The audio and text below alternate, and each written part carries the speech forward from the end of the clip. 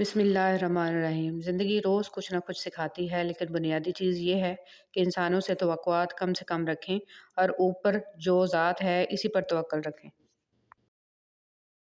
آج کے دور میں محبت اور اخلاص اصحاب کہف کے سکوں کی طرح ہیں، جو اصلی ہونے کے باوجود رائج الوقت نہیں ہیں۔ حضرت علی رضی اللہ تعالیٰ عنہ نے فرمایا، تمہارا ایک رب ہے، پھر بھی تم اسے یاد نہیں کرتے، لیکن اس کے کتنے بندے ہیں، پھر بھی تمہیں نہیں بھولتا۔ انسان کی ہر سانس اسے موت کی طرف لے کر جا رہی ہے اور انسان سمجھتا ہے کہ وہ جی رہا ہے۔ قدر اور وقت بھی کمال کے ہوتے ہیں۔ جس کی قدر کرو وہ وقت نہیں دیتا، اور جس کو وقت دو وہ قدر نہیں کرتا۔ کسی کو پانے کے لیے ہماری تمام خوبیاں بھی کم پڑ جاتی ہیں، اور کھونے کے لیے ایک غلط فہمی ہی کافی ہے۔ یا اللہ، ہم پناہ مانگتے ہیں زمین و آسمانی آفتوں سے، پریشانیوں سے اور بیماریوں سے، ناگہانی موت سے، اور ہم سوال کرتے ہیں خوشگوار زندگی کا، اچھی موت کا اور ایسی واپسی کا جو ذلت اور رسوائی سے خالی ہو۔ آمین۔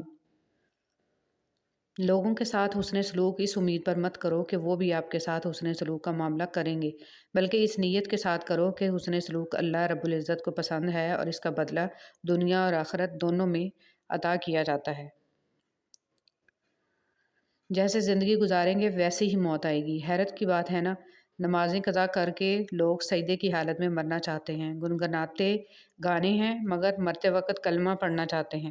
جس حال میں مرنا پسند کرتے ہیں اسی حال میں زندگی گزارنا شروع کر دیں۔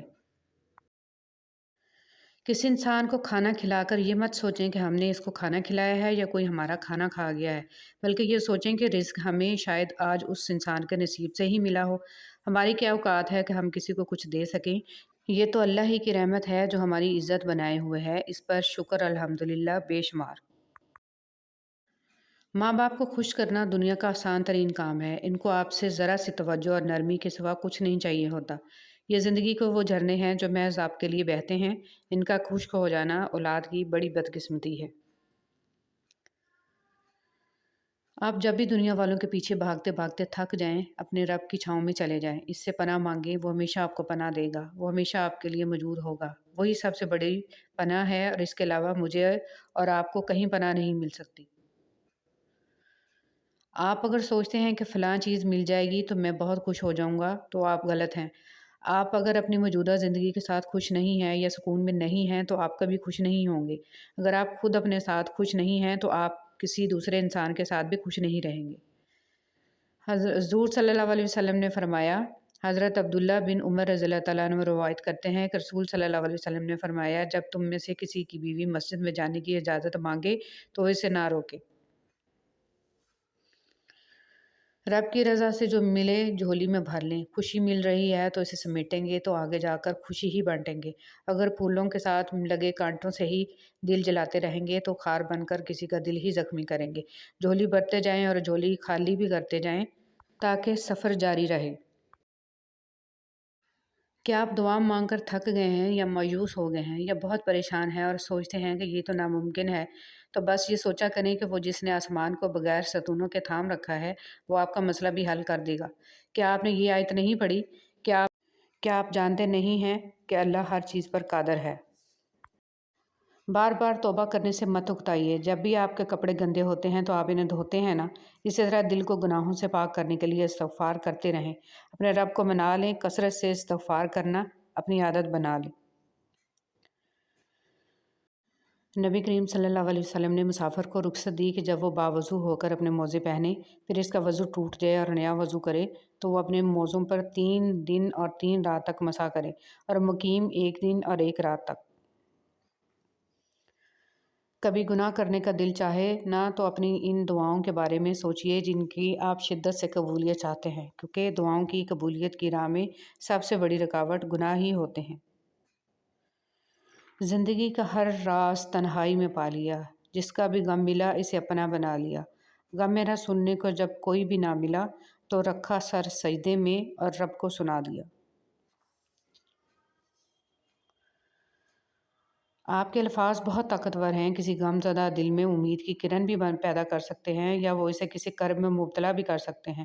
اس لیے ہمیشہ اپنے الفاظ ذہانت سے استعمال کریں۔ جو شخص جتنا مطمئن رہتا ہے وہ شخص اتنا ہی زیادہ دولت مند ہوتا ہے، کیونکہ اطمینان فطرت کی سب سے بڑی دولت ہے۔ رسول اللہ صلی اللہ علیہ وسلم نے فرمایا، گوشت کھانے سے جسم پر گوشت بڑھتا ہے، اور جو شخص 40 دن تک گوشت نہ کھائے وہ بد اخلاق ہو جاتا ہے۔ اللہ کی نعمتوں پر غور کرنے سے اللہ سے حیا آنے لگتی ہے، پھر انسان اس بات سے شرما جاتا ہے کہ اللہ ہی کی بخشی ہوئی نعمتوں کو اسی کی نافرمانی میں استعمال کیا جائے۔ انسان کو کچھ ایسے اعمال کرنے چاہیے جنہیں کوئی نہ جانتا ہو، جیسے پوشیدہ صدقہ، رات کی نماز، خوف الہی سے گرنے والا آنسو، استغفار، ذکر و اذکار، تسبیح و تحلیل۔ اللہ تعالی ہم سب کو اچھے اعمال کرنے کی توفیق عطا فرمائے، آمین یا رب العالمین۔ جب بھی لگے کہ اب جینا مشکل ہے، تب ایک گہرے یقین سے کہہ دیجئے، اللہ اکبر، اللہ سب سے بڑا ہے، بے شک وہ پاک ذات بہت بڑی ہے، ہماری پریشانی سے، ہر دکھ درد سے، ہر گناہ سے، ہر اذیت سے، ہر برے وقت سے تو بڑی شان والا ہے رب، سب سنبھال لے گا اور آپ کو خبر تک بھی نہیں ہوگی۔ اپنے دل کا ہمیشہ خیال رکھیں، دل ٹھیک ہوگا پھر پورا جسم ٹھیک ہو جائے گا۔ میں نے آج ایک چیز پر غور کیا کہ میرے رب نے کبھی بھی مجھے میری طاقت سے زیادہ نہیں آزمایا، لیکن انسان نے مجھے وہاں سے آزمایا جہاں میری طاقت کی انتہا تھی۔ بہت اچھے ہو کر بھی آپ ہر کسی کے لیے اچھے نہیں ہو سکتے، کبھی برے بنا دیے جاتے ہیں، کبھی برے ثابت کر دیے جاتے ہیں، اور زندگی کا سب سے تاریک پہلو ہی یہی ہے۔ رسول صلی اللہ علیہ وسلم نے ارشاد فرمایا، لوگوں میں سب سے برا شخص اللہ کے نزدیک قیامت کے دن وہ ہوگا جس سے لوگوں نے اس کی فحش کلامی سے بچنے کے لیے علیحدگی اختیار کر لی ہو یا اسے چھوڑ دیا ہو۔ دکھاوے کی خوبیاں خامیوں سے بھی بدترین ہوتی ہیں۔ پوری دنیا کی معذرتیں ملا کر بھی ایسے انسان کے لیے کافی نہیں ہو سکتی جسے اس کے پسندیدہ شخص نے مایوس کیا ہو۔ جو باتیں کہنا مشکل ہوتا ہے وہ باتیں سہنا بھی مشکل ہوتا ہے۔ اللہ کی محبت، کبھی دیکھا ہے کہ کسی ماں نے اپنے بچے کو گپ اندھیرے میں چھوڑ دیا ہو؟ کبھی نہیں نا۔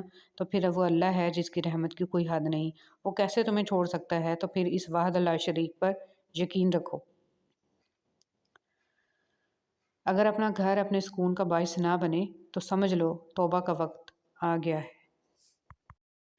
رمضان سے قبل گھر کے ساتھ دل کو بھی صاف کر لیجئے تاکہ رمضان کی برکتیں سمیٹ سکیں۔ بہت مضبوط دکھائی دینے کا ایک نقصان یہ بھی ہے کہ لوگوں کو یہ خیال نہیں آتا کہ آپ کو بھی تسلی کی ضرورت ہوتی ہے۔ وہ سحری کا مزہ، وہ افطاری کی بھوک، وہ قرآن کی تلاوت، وہ نماز کا ماحول، وہ روزہ کا نور، صرف کچھ دن دور۔